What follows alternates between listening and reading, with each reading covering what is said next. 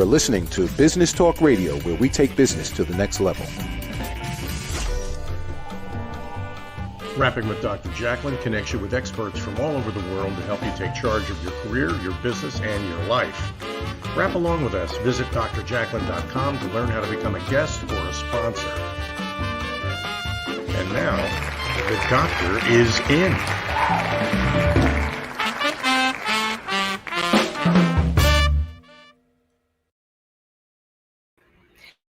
Welcome, or maybe it's welcome back. This is our 5th show today, and we are thrilled to have you. You are watching Rapping with Dr. Jacalyn in the Name of Love. I am your host, executive producer, broadcast engineer, and director. And with me today, as always, is my lovely co-host, Kimmy Seltzer. Hi, Kimmy. Hello. It looks so pretty in red today. I haven't seen you in red. Well, thank you. I literally had 2.5 minutes to get changed. I was like, oh, put this dress on. So, but I do like red for love, right? It makes us feel empowered and positive. And we've talked about that before, the importance of that. So, yeah, absolutely.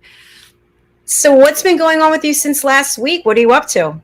I know, you know, it's been such an interesting conversation. I've had a lot of podcasts lately. It's just been kind of a busy week. And last night I had Jordan Harbinger on my Amazon Live show, and we were talking about the power of networking and when it comes to love and dating. And it's such a perfect time to start thinking about this. The theme that's coming up so much for people is, I don't even remember how to talk to real people in the 3D form. So, you know, it's really such an exciting time to get out there and start networking. And I call it dating networking. I think one of the biggest mistakes that a lot of people have been making is they'll compartmentalize their dating life as a certain period of time. It's like, well, I'm going to go home and now I'm going to focus on dating by swiping right and left. And the truth is that people are everywhere that you could possibly date. They're in the markets, they're in the coffee shops, you know, and it's building on that network that can really create opportunities for you. And I think another mistake that people are doing is that everyone's getting really target specific and who they're going to talk to and who they may move on with. But if you look at everyone as a way of connecting, it will serve you so much better. You'll get invited to maybe different parties, or maybe that person happens to know someone else. So I think building a social network right now is just really crucial as we get back out there. I agree with you. And I have to say, you know, I'm not dating because all I do is work, which I love, so I'm not complaining. But I have dated many people, and maybe a first date, a second date, and it wasn't there. But we became friends. And, Exactly. you know, it's kind of cool. In some cases, did business together, referred people for one another. And there are a lot of really nice people out there. And maybe that's not the one, but that could be another friend, another person in your network. Absolutely. I'll never forget when I first went out there and dated. I just told the story, actually. There was a guy, and I was a fish out of water. I was not ready to just, you know, really actually date a man. It was kind of scary for me. And I got into this really funny conversation with a guy that just made me laugh.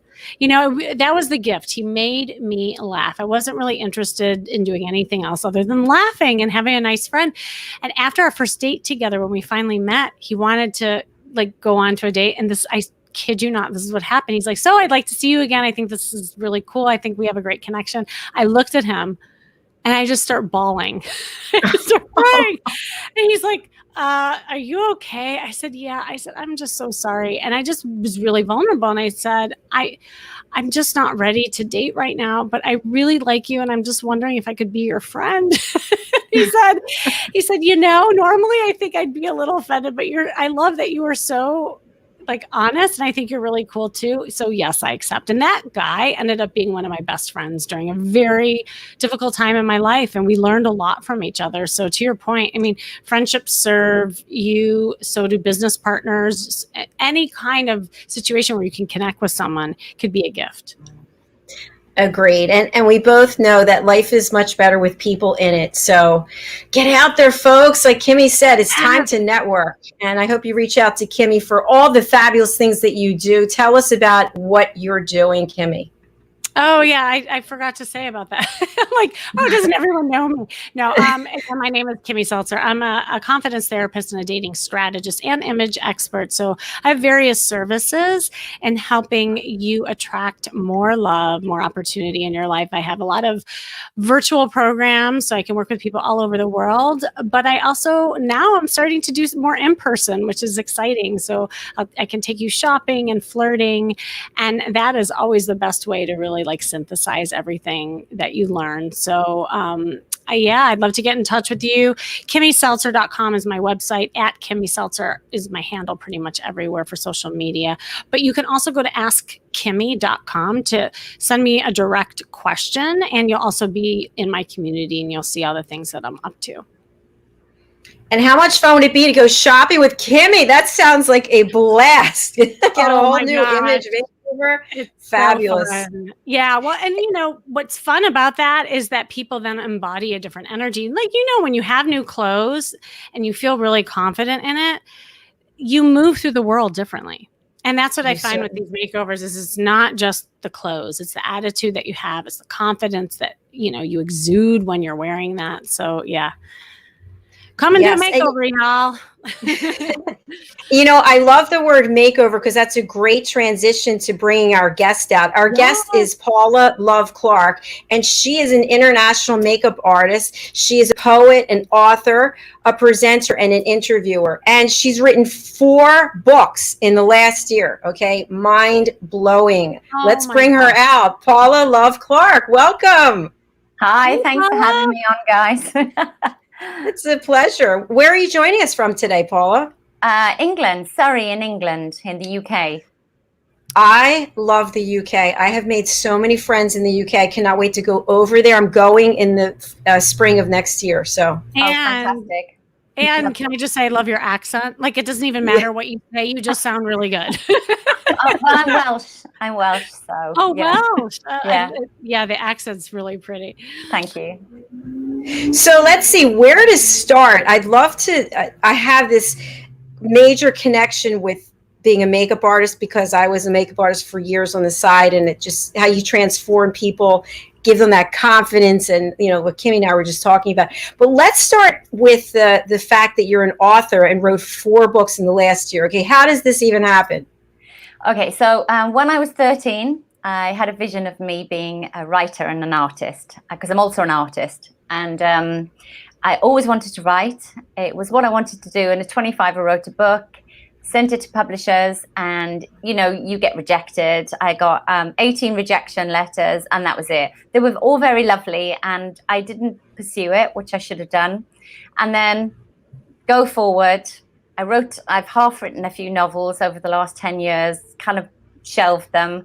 And then I saw all my work disappear as a freelance makeup artist and production coordinator last February, March. And I also worked in events, and I saw it all disappear, all my income gone.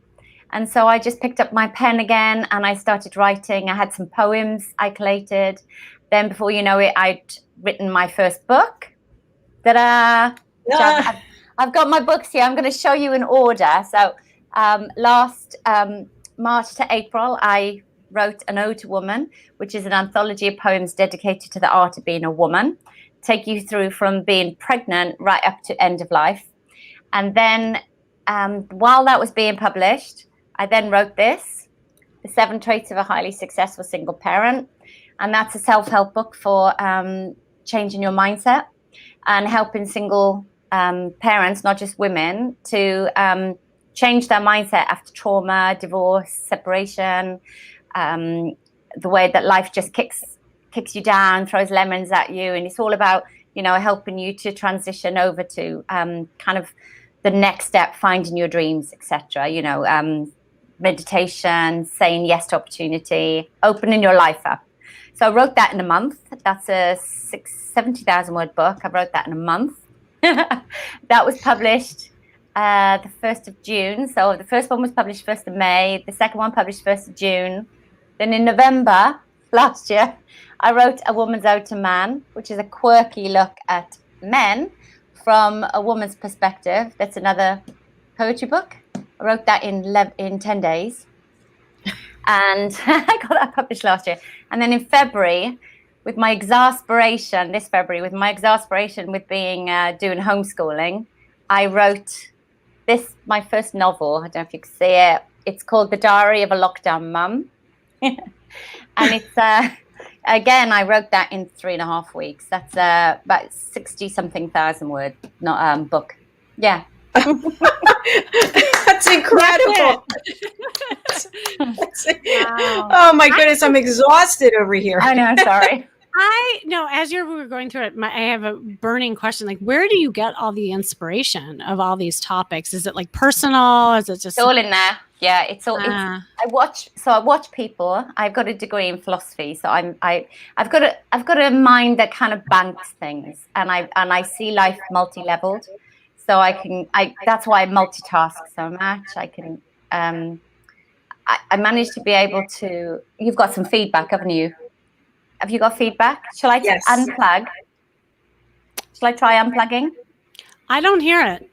No. Keep going. It's fine. Okay. Yeah. So, yeah, it's all there. I watch people. I bank things, basically. I've got this little filing cabinet inside my brain. And I think, I'll use that story for another day. Oh, that's a quirky little thing. Oh, remember that. And it pours out when I write. And I can't stop writing. I think I wrote 25 poems I wrote 75 poems on my second poetry book in 3 days. I just poured them out. They just poured out of me. And I'm also a single parent, so it's not like I have bundles of time. So it just comes out and I just have to expel that creativity.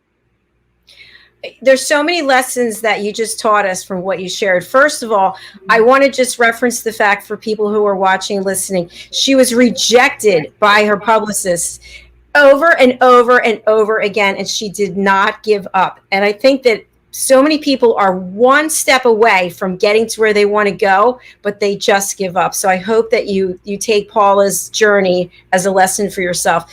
The second thing is that you brought to light that the areas where you were earning income were completely decimated during the pandemic. Yeah. So there you are. You have this life. You're used to doing your work, and now your work is all taken from you.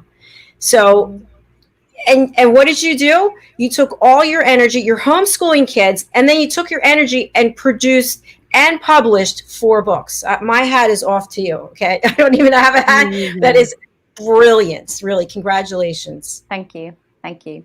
Yeah. And I think another thing I just want to add, and then sorry to interrupt, the other lesson is that how you use the writing as almost like catharsis for yourself, during a very stressful time. And it almost sounds like it was a release in some ways to be able to like get your message out. So that also is so cool. Yeah, it's huge. Absolutely. Yeah. So The Diary of a Lockdown Mum, it's an exaggeration of myself and my children's life during lockdown. So I've taken it's me as a basis, and then I've exaggerated it, and I've made stories up. It is quite a quote. I wanted it to be funny. I wanted it to be lighthearted. For example, she's jumping up and down naked in front of the mirror, wanting to see which bits are wobbling. And so she's there jumping up and down, and her daughter walks in on her and catches her jumping up and down, and and her womanly bits are flapping and clapping, and we had something called the 8 o'clock clap on a Thursday for the NHS, which is the National Health Service. So 8 o'clock, everyone came out at the beginning of the pandemic, and they were like all clapping in the streets, and it was really lovely at first. And so she did the 8 o'clock clap on a Thursday at 11:34 with her upper body and naked upper body, and her daughter walks in. So yeah, and finds her, and yeah, and then the irony is she hides in the snack cupboard, she hides behind the snack cupboard, and that's what's causing everything to flap, because she's constantly in the snack cupboard, because that's what we all did. We were like back and forth to the fridge, back and forth to the cupboard, and we weren't used to it. I mean, you guys, you've got busy lives. I had a really busy life. I didn't have time to eat a lot of the time. And suddenly it's like, oh, you know, your exercise is going from the kitchen to the living room, back upstairs to the bathroom, downstairs, back to the kitchen, back to the fridge. You know, it's a bit like that. Yeah, and I found myself in the beginning of the pandemic just making excuses for eating things that I would never eat because I had everything delivered. So it's like, yeah, I'll throw in a bag of candy. It's ridiculous. It's like, and you think, oh, it's not going to affect me. Well, why would it affect you? Yes, I think most of us are still trying to get rid of our pandemic tummies. Paula, I do have a question for you because we haven't had the opportunity to really dig into this. How would you say your children were affected? How many children do you have, by the way? I have 3. Okay, 3 kids. Wow. How were they affected by the pandemic? Great question. So I'll go with my younger one, because he was affected the most. So he's 10, and he was bullied in his last school, so by his best friend, and so he moved schools. He was on a waiting list for 9 months, and then finally we got him a new school at the start of the pandemic. And so when he started his school, it was in the September of 2020. And so he couldn't make friends. It was very hard for him, and everyone was established with their friendships. And normally you could have people back after school. You'd be on trips to the park. You could be doing all kinds, but he really, really struggled at first. So that was difficult for him because he had a summer of no friendship. And they ended up with a vitamin D deficiency because he wasn't out. And then he was on tablets for 4 months for medication for extra vitamin D, because not being out, which is a lot of the children were in, then it really affected his immune system. So he was quite poorly for a month. So that's him. The middle one, she struggled a bit mental health wise. She got a little bit depressed and anxious. And then she didn't enjoy being with other people, which was very difficult. And my older one, she doesn't enjoy being around people. She really struggles.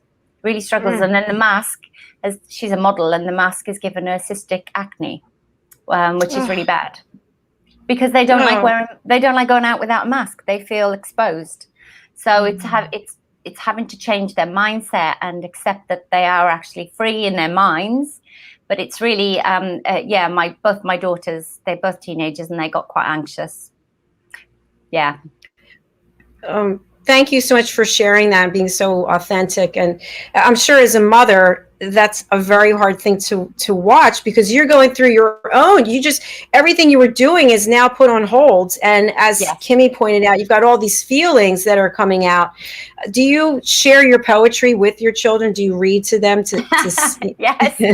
Yes. So the first one was written. I started this book because I watched my daughter, who's 16, at 13, with her friend, getting ready and wearing different tops. And so I was lying there watching them, and I was in my bedroom and I was watching them getting ready and what shall I wear this? Shall I wear that? Oh no, I'm the old 13, I think they were 13 or 14. And then I wrote a poem called Being 13, and it was the first poem I'd written. So I think it's about 110 poems in here, and it was the first one I'd written. And it was dedicated to being 13.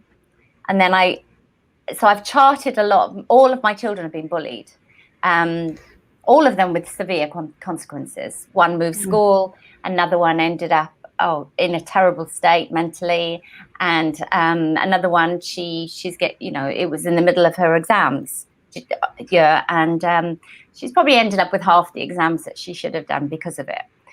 But they've all learned from it, because we're such an open speaking family. I'm very much an entrepreneur, and I'm spiritual, and I have an open heart.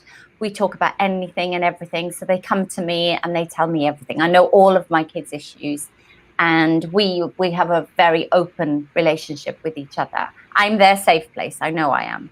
So we had to work through all their stuff. I had them crying, have the kids in bed with me. And we talked about everything, their fears, their joys, their hopes, their dreams, how anxious they were. We just talked through everything. It's so awesome, especially when teenagers. I have 2 teenager boys, so I relate a lot to what you're saying. And, I wondered if you had any advice out there for people, because I know I work with a lot of divorced parents. I was a divorced parent myself, trying to get out there and date and muster up energy to persevere, whether it's your love life or career, whatever it is. What were some things that you did to persevere? Like, because when you're in that state of stress and then you have your kids' stress, how did you push yourself to like write those books and move on? So I became my best friend. And I give that advice to everyone. If you want you to be the best role model for your children, you have to be your own best friend. And that means you have to damn well like yourself. And if you don't like yourself, you've got to do the work to then like yourself. Why don't you like yourself? What don't you like about yourself? Who told you you weren't good enough? Who told you you were stupid? Who told you you were too big? Who told you your nose was too long, or your chin, or your bottom too big? So break it down and ask yourself, is that true? Or was that something that maybe they carried and they enforced on me? So really kind of like yourself and be your own best friend. So you have to learn to love who you are. Once you love who you are, your children are going to love you wherever. And, you have this sense of freedom within your family. And then you can then say to them, well, you're enough. You're good enough. You're good enough to do this. Don't listen to, that person over there who said that about you. You are enough. You can do whatever you like. Okay, step out of that situation. If it makes you feel unhappy and happy and sad, you don't have to stay in that emotion. You can step away from it and just learn to just be happy in this space with yourself. Because at the end of the day, because I've got a philosophical mind and I'm quite stoic, we came in alone, we go out alone. So we might as well get used to our space alone. And then people come into our lives and they come out of our lives. And if we are pretty happy in our space within ourselves, then we are going to attract like-minded people. So going back to the dating thing, I've been, 7.5 years out of my 24-year relationship with the kid's dad, and only had 2 relationships in between and a few flings. I am definitely waiting to have the right person walk life with me, without a doubt, because I need to make sure that I'm good enough for me. And I need to make sure that I choose somebody who's good enough for me too. And the kids are watching you. I always say that to parents. The children are watching you. You're the greatest role model they can have. So make sure you're a flipping good one. Oh my gosh, you're an excellent mother and an inspiration and a role model. So I can just feel the love pouring out of you. And I love that that's your middle name, Paula Love Clark. Paula, we're going to take a break. And when we come back, I think, Kimmy, wouldn't we love to hear some of her poetry? Oh, yeah. Oh, that's an awesome idea. Yeah. Would you read for us when we come back? Of course I will. I'll do a dating one. Oh, excellent. Thank you. All right. Perfect. Stay with us here on In the Name of Love. We'll be right back.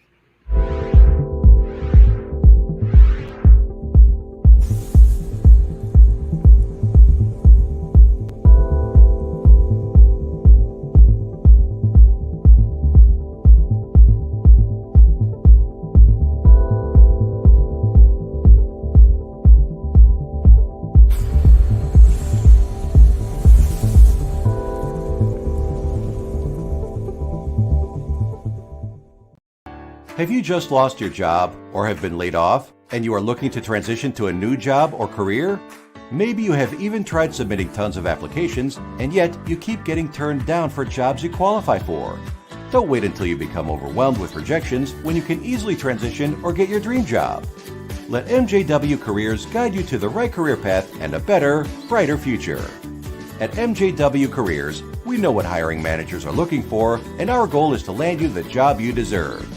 What makes MJW Careers a wonderful provider over other services is our pragmatic and scientific approach to resume writing.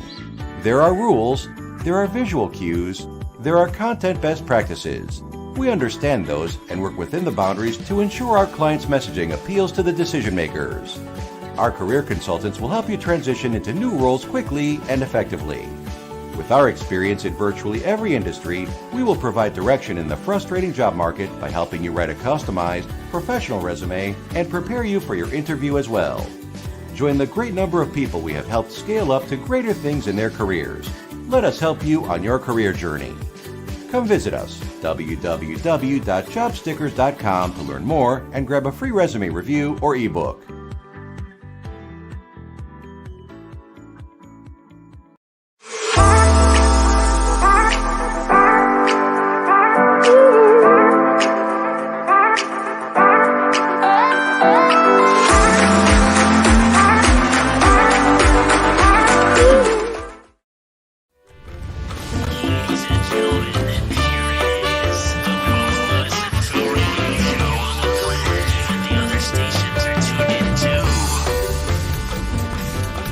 You're listening to Business Talk Radio, where we take business to the next level. Welcome back. You are still watching Rapping with Dr. Jacalyn in the Name of Love. My co-host, Kimmy Seltzer, is here in the house. And we are... I know I always have to figure it out too. Yeah. We are joined today by Paula Love Clark, who has accomplished so much during the pandemic when everybody was dealing with their own things. She's homeschooling 3 children. She's writing 4 books. She's reinventing herself. And now she's going to read us some of her lovely poetry. Thank you. So I've got 2. The first one, because we've got Kimmy here about dating and confidence therapist, I thought I'd do one on divorce and one on called Second Chances. Okay, divorce. Broken as 1 and then as 2. Witnessed the disintegration of me and you. Tried to fix but couldn't mix the ingredients of our rescue. Mourning days of long ago. The time ahead and the time no more. Of present days in hell and wrath. Crying pails, I'd cried enough. Releasing hands stuck with glue. Of loyalty and kids with you. I have to go, I know. I have to stop, it's true. But knowing this does not prevent the crushing lost view. Oh, fantastic. Beautiful. This one's called Second Chances. It's a little bit longer. When I wasn't looking, when sights were off, not seen. When I resigned to oneness, you came and you found me. You sidled up beside me, and oh, it felt so right to meet you at the counter with my tea bags, ham and tights. Hello, you said and smiled, and your mouth split ear from ear. I didn't want to hide, so instead I drew quite near. I saw you in the cafe, but I don't think you saw me. I like their cakes and homemade scones, and they make good strong coffee. Yes, I think I muttered, and my heart it beat a drum, and my hands they got all sweaty as I tried to suck in my tum. I've seen you round, I offered, and my eyes they locked on his, but then I looked into his basket, £10 meal for 2 plus fizz. Oh, I sighed and wilted, this guy is not for me. I like him, oh I do, but that's not dinner set for 3. He saw my eyes a linger on his salmon en croûte and beans, and then he looked into my own, lonely one meal for 1 it seemed. No plans tonight, he offered, and I saddened at the mock. Oh, how I wish that opportunity would stop at just the knock. A quiet night in tonight, I said, my face in flush I knew, and he placed his lips beside my ear and whispered, yes, me too. This is for my neighbours, they're elderly, you see. She is 82 and he is 83. They celebrate their love of over 60 years, and when I said I treat them this, they both let out some tears. She has got the cancer, and his legs don't work no more. It's the very least I could do for them, as I only live next door. Oh, I said, how lovely, and I meant it with delight. Suddenly his latter words made my beating heart alight. I know this is so forward, and I know it's quite a cheek, but I wonder if you'll share with me a supper one day or next week. He said this with a charming grin, and I found I did declare, I'm free tonight if you like, and that was yesteryear. And our years have grown so fast, and our hearts together fond, to think we met in aisle number 3 instead of the fishy dating pond. Oh my gosh, I love it. That's fantastic. First of all, the first one, I had tears. I was all choked up. That's why I didn't bring you back. I thought they left you smiling. And in this one, so much encouragement. But you are a beautiful, gifted writer, a poet, I should say. But amazing. Now I have to ask: are either of them true, based on real events? Second chances. Not yet. a lot of what I've written, they are my own emotions, everything I've gone through myself, and also what friends have gone through. I haven't gone through the menopause yet, so I've written about the menopause because my friends have. Both my daughters have had anxiety, so I understand anxiety. I've written about that. I've written about being a single woman. You know, one's called Single Woman Don't Invite. You never get invited anywhere as a single woman. So I've written about that. I've written about bullying. I've written about all kinds of things, and being old and loss of life and so on, because I've watched people. I watch people. I speak to people, and I have my own emotions. So a lot of what I've written is what I've gone through. It's so relatable, you know, like that's what I was thinking as you were reading. All these subject matters are just such common things that people go through, yet not talked about enough. And you do it in a way that feels just so inviting and comfortable, you know, especially when it's in, you know, poetry and spoken word like that. So it's beautiful. It's quirky poetry. That's what I call it. Yeah. It's quirky. I could just imagine you. I was seeing you there. I didn't know you were in aisle 3 till the end, but I could just imagine this interaction taking place. It was kind of like a movie was playing out in my head. So I'm a romantic. I believe in second chances. I believe I know my life partner's coming. I know it. My heart knows it. It's just a question of when and how. And you know, you go on these dating sites, and we you know, the swipe left, swipe right, and he's quite often not there. He may not be there. He may be just in the, you know, the guy next to you in the supermarket. It may be a chance meeting. You might be popping around someone's house, and you know, this guy's there. You might have even known him 2-3 years ago, or you know, you just don't know. You just don't know. Well, and I think it goes back to what you said. I mean, you got to be ready first, you know, and you got to, you know, really feel that self-love as, you know, the theme of every guest that we have, Dr. Jacalyn, wouldn't you say, like, it always comes back to you, right? It comes back to that self-love, because even though your partner may be next to you at the grocery store, if you're not open to that, you won't see him. Exactly. So it's not that, oh, you know, because sometimes people say, oh, well, I'll just wait for that person to come. But if you're not really in that state of mind and really happy with where you are, these people will keep passing you by, and rightfully so, because you're not present yet to that. So I love that, you know, you kind of highlight that as well with the way that you were talking. Yeah. Thank you. Yeah. I was interested, actually, and this is a total segue. Like, how did you, I know you're like an author, but you're also a makeup artist and an artist. Like, I would love to hear more about that side of you. So I had some trauma in 2017 that really rocked my boat. Dark night of the soul trauma. Lost everything. Had to even sold my jewelry. Sold my car, sold my jewelry, lost my home, everything. Almost lost a child, but I didn't. But it was terrible, the whole thing. And then I had to rebuild my life. And I didn't know what to do. I kept applying for jobs. This was beginning of 2018. I worked in real estate for about 3 months. And then I lost my job.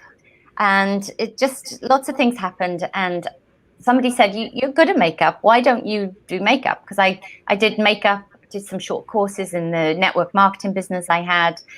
And so I did the cheapest possible, because I was going into debt, the cheapest possible makeup course I could do. And then I just said yes to everything. And within 9 months, my work was in 7 publications, international publications, on the front cover of an international fashion magazine. And I'd been to Cannes Film Festival as a makeup artist within 9 months. Wow. I wish you were here so you could do my makeup. Seriously, true story, because I've been doing these shows on Amazon Live, and I decided to do my own makeup my very first show. And the lights are harsh in the studio. I mean, and it's HD. And I saw myself in that first episode. I'm like, never again without a makeup artist. Like, I'm such a big believer in that. But it also goes back to that confidence thing. And I do with clothes that you do with makeup. I mean, it's not about being fake or anything like that. It's enhancing your own beauty and making you feel confident in that. So that's right. Yeah. So I do these little workshops sometimes for people where I show them some quick tips. And I always say it's about enhancing what you already have. Yeah. So, bringing out your eyes, bringing out your cheekbones, bringing out your lips, and just enhancing. And I show them how to do that. So it's not about creating a mask. Right. It's just about already bringing out the features that you have.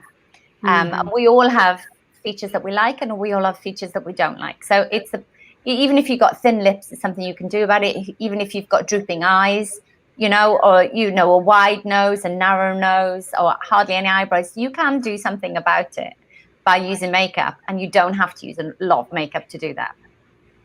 And it's a mindset shift too with what you're saying. And I do the same thing with clothes, because I think as women, we are so focused on what we don't like about ourselves versus what we do. And what's cool about clothes and makeup, like really embracing the parts that you like and then emphasizing that part. So that you feel more confident, and again, that affects just the way you move through life. So that's really. So do you still do that now? Yeah, I did makeup today. So I also work in TV production sometimes. So today I was on a shoot. It's another hat I wear. I was on a shoot in London, and I work with extras. So I'm a production manager, coordinator, and then I was doing their makeup as well, and hair. So I did hair, makeup, production, and all of it today. Yeah. I just believe in being able to multitask and make yourself available and multifunctioning within a role. So if you're part of a crew, you're part of a team, and therefore you work as a team member, you're not just like, well, I'm a makeup artist and I don't go and get the coffees. Go and get the coffees. If you're the only one available to go and get the coffees, go get the coffees. It's no big deal. It's no big deal at all. So that's my attitude. I think you have an amazing attitude, and you just shared with us you went through a whole traumatic thing before this traumatic thing. So you really you're a rock star. 3 times. 3 times I've lost everything. Wow. And you've reinvented yourself every single time. And yes, I hope that listeners can hear, because I hear the things that you're doing that forces you to, keep going. Because, a lot of people in your situation, and there's so many people have gone through adversity. We all have. I mean, if we're living this long, we live long enough. We've had, adversity. But it's what you do with it, and sometimes you fall into the victim mode, and other times you take it and you run with it and you use it to better your life in different ways. So. And exactly. And so I like Stoic philosophy, and there's a Stoic philosopher called Epictetus, and he influenced Marcus Aurelius. And so there's this one quote that I live by. It's called, "It's not what happens to you, but how you respond that matters." It's everything. How you respond to the kicks in life is, so if it's that thing, if life throws you lemons, you make lemonade. It's how you respond. I think it's wonderful to be in the presence of 2 really strong women. And, we have your banner scrolling up, and we already talked about how you're an author and you wrote and published 4 books in less than a year, but you're also so many other things. And I found throughout my life that I would get a lot of pushback from men when they'd say, well, what is it you do? Well, I do this, I do this, I do. You don't know what you're doing. You should do one thing. What do you mean you're doing all these things? So I think we as women understand that we have the ability to multitask and be successful at any number of things. So it's just a matter of believing in yourself and surrounding yourself with other people who believe the same. We're gatherers. I mean, this is like going back to cavemen. You know, the guys, they can only hunt one thing, you know. That's why we did what we did way back when. We gather the berries, we take care of the kids, and it just still translates as modern day version. We have a couple comments from Philip. Let's see, Philip Chan. Paul's an amazing woman. Yes, we know that. She published 2 books within 7 days with no money and much more. And she did read 2 of her poems for us, which were amazing. And her angel paintings are very special. Tell us about that. So I've got lots of spiritual friends, and about 5 of them said you need to paint angels. So I started painting angels, and last year I think I sold about 5 angel paintings, one of which hangs in LA in a Hollywood actress's mum's house. It was my first painting ever sold, and it was to a guy in New York who moved to LA, who started dating an actress, quite a famous actress, a martial artist actress, and it hangs in her mum's house in LA. Congratulations. How did you connect with him? On Facebook. There it is. Power of social media. I know. And I've also started doing these little angel greeting cards. Oh, I love it. They're hand-painted oils. And I've decided that I'm going to do a little poem of hope and encouragement inside. Kind of like Rumi little poems, you know, like Rumi and Marcus Aurelius. And then I'm going to get them all printed up. So yeah, another little business on the side. Your copious free time, right? Paula, is there anything our audience can help you with? Is there any ask that you might have from people watching? And I understand a lot of people watch later because people are working, whatever they're doing, but anything that we can help you with? Not for me, but for them. So I want everyone, when they look in the mirror, I want them to say, if Paula can do it, so can I. That's what I want them to say from now on. Because believe me, I've been homeless. I've had all kinds of stuff happen to me. I've had a traumatic childhood, a difficult marriage. I have been through absolutely everything. I lost my parents at a young age. And I have been through so much. So if I can do it, they can do it. That's what I want them to say. If they've got any doubt, say, look, if she can do it, I can bloody well do it. And the way she says it too. It's bloody well. I know it's great. No, we love it. I love your accent, British accent, so much more than American accent. I don't know. It's just everything. I love your accent. You got. Where you are do? you both from? Yeah, where are you both from? Oh I'm from outside Philadelphia. Oh, it's lovely. I hate it, but I know, isn't that fun? And so I'm from Chicago, and now I live in LA, actually. And when I first landed here in LA, everybody said I had an accent, and I didn't think I had one, but I did. I now when I go back home to Chicago, I hear it so strong. Like I used to say hot dog and chocolate and all that. That's how the Chicago stuff. And now I say hot dog and chocolate, and it's just funny the different nuances. But yeah, Dr. Jacalyn, I'm with you. I don't think American accents are anything that great, and then when I hear an accent like Paula, I just think it's so romantic and sexy. And even the word choices that you have, they're different than what we would say. For example, brilliant, that's brilliant, or I'll sort it out. And people will call me Dr. Jacalyn, Dr. Jacalyn, Dr. Jacalyn. And I just love it. It just sounds so much more elegant. Wouldn't you say elegant? Yeah, Welsh is quirky as well. Welsh is very sing-songy and very lilty and very gentle, and most of the time.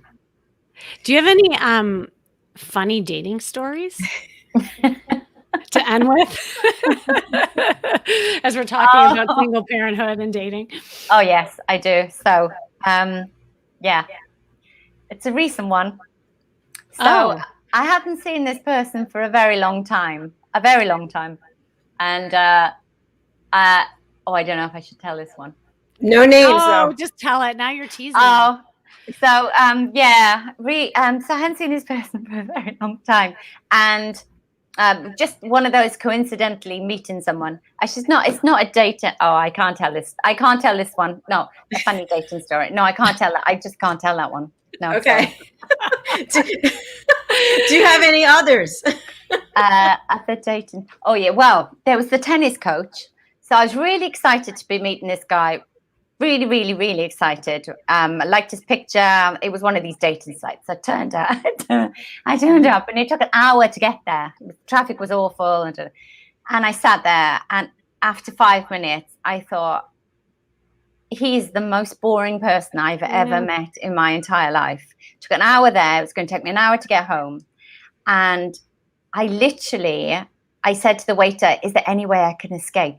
It wasn't. Oh my anyway. God. I even went to the bathroom to see if I could climb out the window. And I was literally nearly in tears because he did not stop talking for 45 minutes about himself. And I just sat there. And you know, when you just think, I feel sick with anxiety. Yeah. I just want to get up and run away. And I was trying to think of all these kind of excuses. I was nodding politely going, And I just wanted to run away. So I went to the bathroom to see if I could escape through the window. And there was one of these tiny little bathroom mirror windows. I don't think I could have got my head through it. So no. I thought you were going to say you actually went through. No, I did want to. I think I would have gone through it, which is really rude. But I honestly felt like pulling my teeth out. I don't know how I managed to get out with my teeth still in my mouth. I honestly. Did he ask you out again? Yes. Of course he did. Yeah. Absolutely no way. I just totally missed all the signs. No. Oh, there was lots of funny stories, like when you meet somebody and you know that nothing's ever gonna happen. So you can have the drippy coronation chicken sandwich, the drips everywhere, and you think it's okay, and it smells of garlic, and you think it's fine because I'm not gonna snog him and I'm never gonna see him again. And it really doesn't matter if I've got food dripping down my mouth. I'm really gonna enjoy this sandwich. This is gonna be the sandwich that I want. You know what, Paula? I can totally relate to what you're saying because that's happened to me also. And I, like you, sitting there desperate to leave. You know, I did the same thing. I went to the bathroom, and of course, you couldn't get out that window. But the opposite, I've had men that I was on a date with tell me in 5 or 10, 15 minutes, "Oh, I'm not into you. I'm leaving," and I yet can't do it to somebody else. No, I couldn't do it either. Yeah, I wanted to. You know, I think what this all says, and this is what I share with my clients a lot, is that you have to look at this also as just experience. And if you have a little bit of levity to it, because I mean, look, now we're all laughing. When you're in the moment, it's not as funny, but Philip actually said you should write some new funny dating book. So yeah. But I think also you have more fun dating when you see it more as like funny, because we all have these stories, to your point, you know, and like your poetry, like all the things you write, it's something that is, again, so relatable. So yeah. Yeah. I couldn't tell that other story because it's not, I just couldn't, because it's still someone I really, really like, and I couldn't tell that story. That's probably smart if you like the person. Definitely. Or maybe not. Maybe she does need to say it. Maybe he doesn't know. No, it's so funny. No, just in case. Just in case somebody knows knows the story. Right. Okay. It is hysterical. The 3 people I've told are just like incredulous that happened. But anyway, it's so funny. Yeah. It was my, one of those awful moments that you wish life would just take away. Oh yeah. But yeah, it broke the ice though. That's all I can say. Sorry, I can't tell you, but it's funny. All right. We're not going to hear this story, Kimmy, apparently. Although maybe she can come back on if it does work. Yes. Tell the story further down the line. Yeah. Right. Like, remember, this to me is like the teaser. It's the little sizzle reel that's going to get us to want to know and follow up with you. Yeah. Paula, what are you going to be working on next? You showed us the greeting cards. Any other projects that you have? I mean, it sounds like I don't think you have even any time. I don't even know how you're doing all of it. I start 2 jobs this month. One is, so I start with a a new online shopping channel called MLLive.tv, MLLiveShopping.tv, and it's a brand new global shopping channel online. And I'm a presenter, so I'm going to be wearing a presenter. And my other hat is I'm running a sales team. So I'll be a sales manager and a presenter and a writer. I'll be a contributing writer. And then at some stage, I'll be working in production with them too. Wow, that sounds very exciting. Congratulations. Thank you. So it sounds like the makeup artist piece is maybe going to take a side. You're going to put that to the side. Yeah. And will you still continue to write? Oh, yeah, definitely. Yeah. It's on hold at the moment, only because I need to earn money. It's very difficult. You know, I lost so much income last year that it's, you know, I bought the oldest car I've ever owned in my entire life. My car got hit by another car and it got written off. And then all the money I've had was to get this 20-year-old car. I mean, I have one of these where I have to jiggy the key to open it and lock it. Oh. But it's fine because I got a car. I'm really grateful I have a car. So I think if you have a gratitude of attitude every single day, you wake up and you thank God that you woke up. You know, the sun is shining, the rain is pouring, whatever you need it to be. And you've got your legs, your health, your kids, you know, roof over your head. You can feed your children.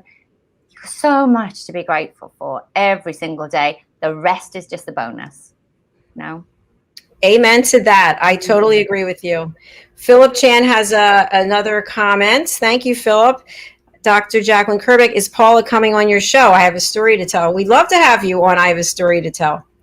That's another program that we have. It's on Fridays, and that would be at 6:30 your time. So. Okay.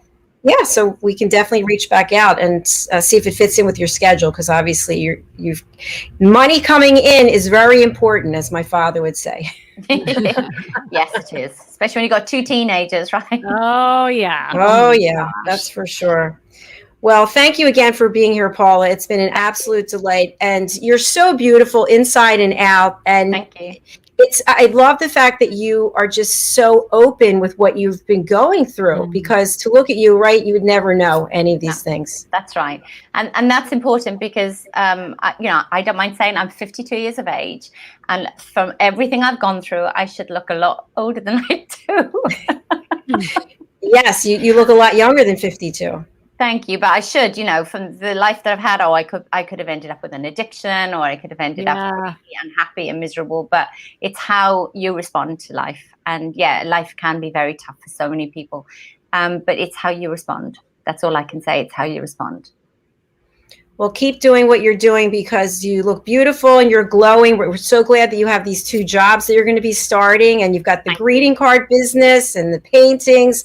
So just keep it up, and please do come and see us. Hopefully on the other show, I Have a Story to Tell, and then come back and tell us your dating story when you're able to. Yeah. Okay. Thank you so much. It's been a real pleasure to be on your show, and you're both very beautiful, and thank you so much. Oh, you too. Thank you. That's so nice. Thank you. Bye. Bye. Oh, we meet the nicest people, don't we? I know. That's why I love doing these shows. It's part of like what I was saying in the beginning of the show, the networking aspect, and just hearing everyone's story and how successful. Also, like with her story, was just so empowering. I love how she said, if I can do it, you can do it, after listening to what she went through. Yes, I agree. I do want to thank Philip Chan, because he's connected with so many people, and he sends guests our way, and every guest is just an incredible asset to this world. So I also shared in a post, and I think I saw that you liked it, but part of my job obviously is being a producer. And so I have to read people's stories.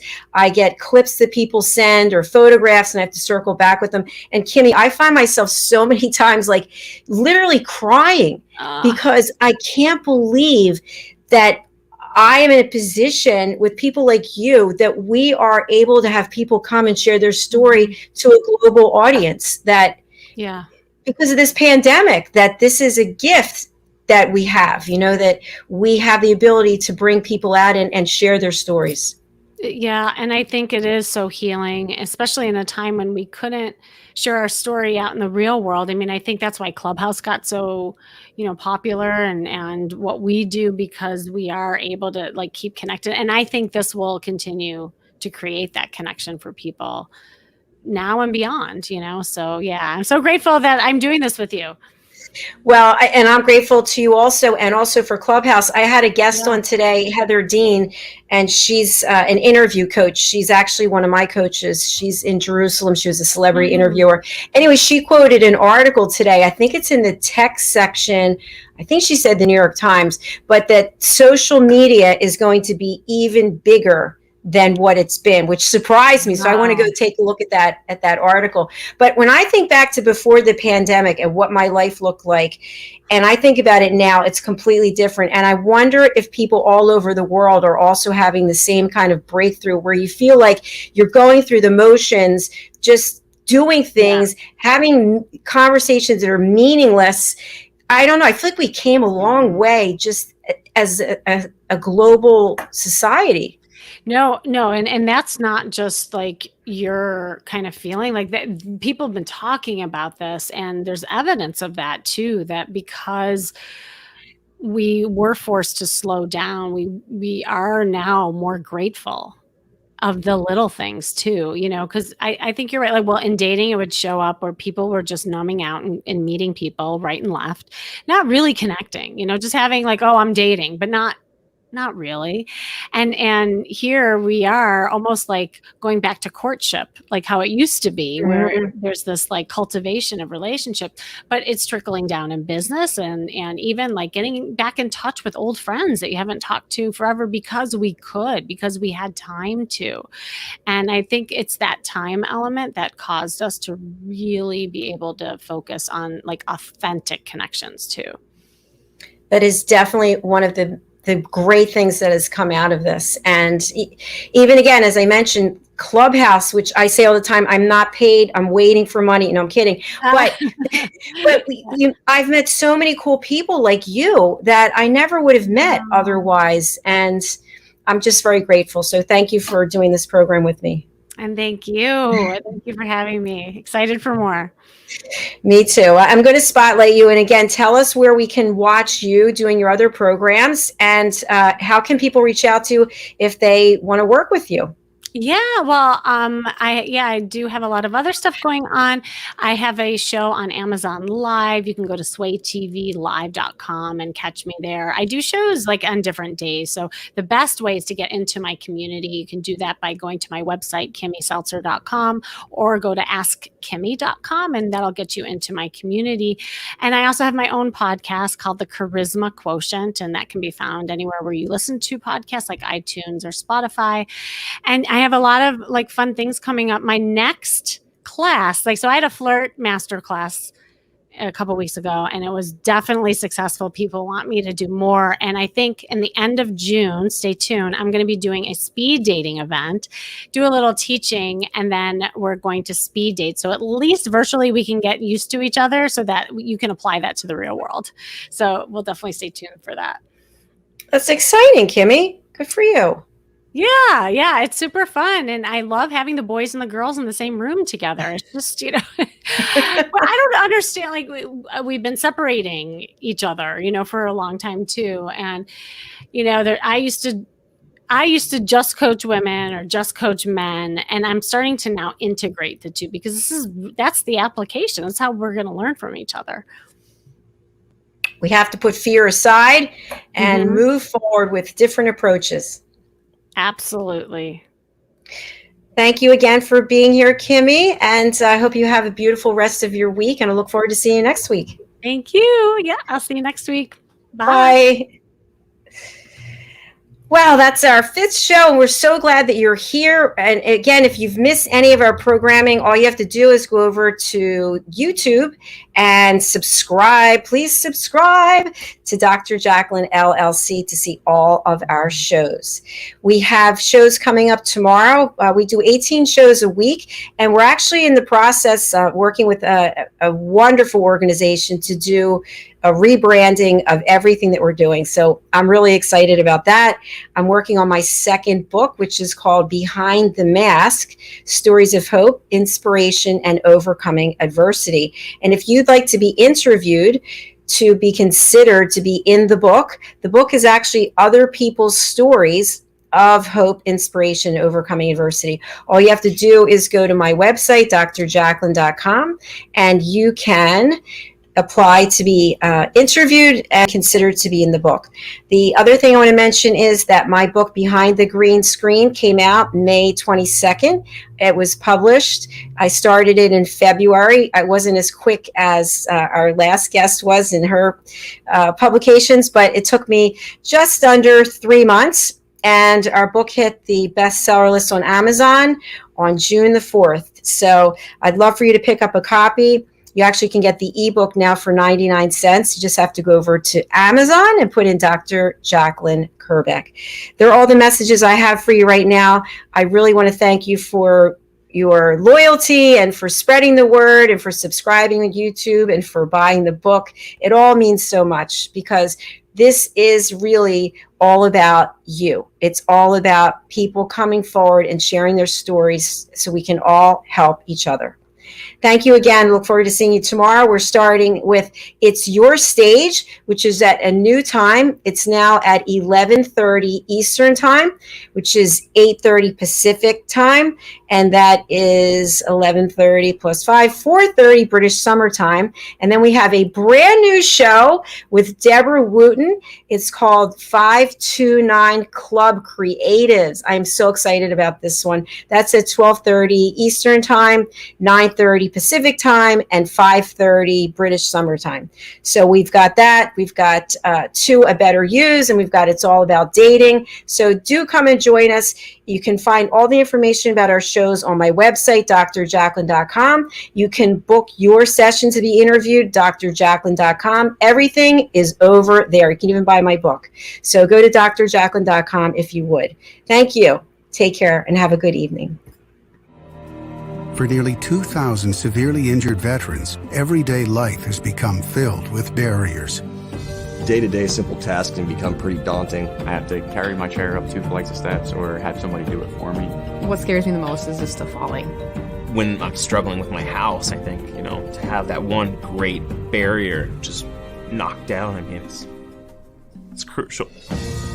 Home for Our Troops is a wonderful nonprofit that builds a mortgage-free, fully adaptive, handicap-accessible house. And there's no catch. It'll be our very first home that we've ever owned. This is a game changer. This is where your life begins again. We need you to join us in completing this important mission. Please visit hfotusa.org and help build homes and rebuild lives. Because of you, everything's going to be okay.